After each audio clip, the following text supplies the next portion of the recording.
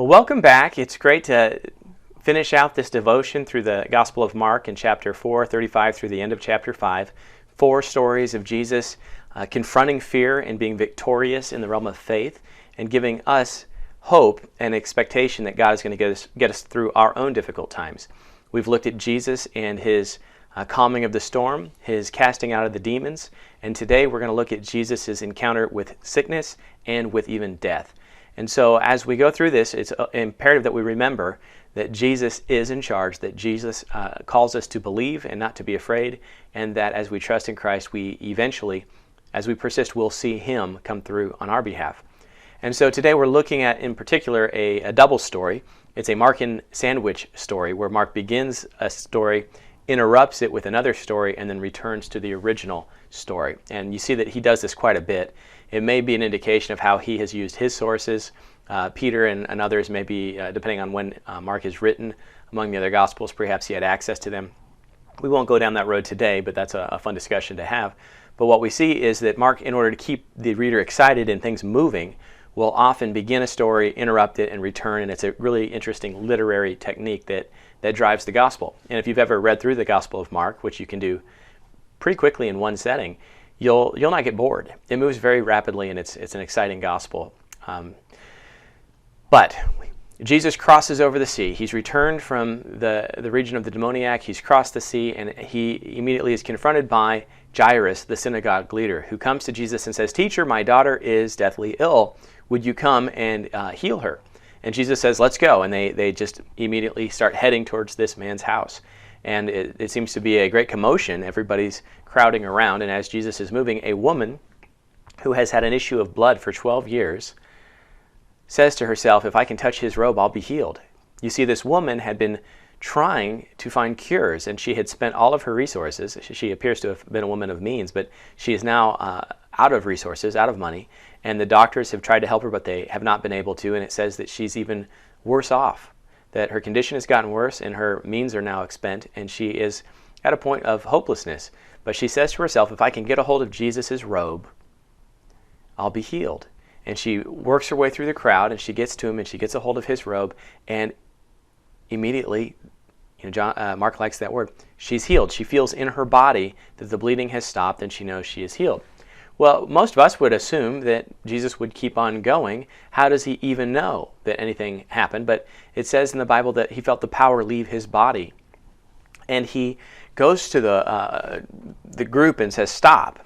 Who touched me?" And the disciples say, "Jesus, we've all touched you." And he says, No, somebody touched me. And the woman confesses, I'm the one who touched you. And Jesus says, "Daughter, your faith has made you well. Go in peace and be free from your suffering." I think that blessing is incredible because, one, she doesn't have anything to be ashamed of. In fact, he makes her confess it to everybody. And he says, it's faith that has brought you here. Faith is what's going to see you through. But go in peace. You've got no qualms with me. There's no negative judgment upon you. Be in peace. And then this great word, be free from your affliction. Be free from your suffering. And what suffering, besides just being ill all the time, we have to remember that a woman that is bleeding in ancient Israel is not permitted to be in the general assembly of the people.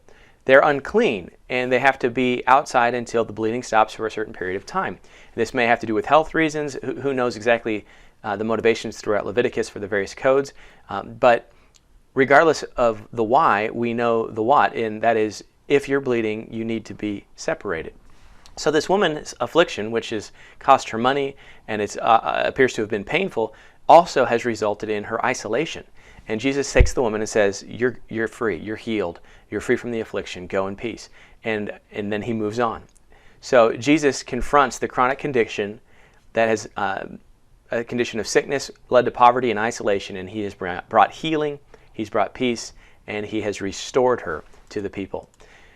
Well, once that ends,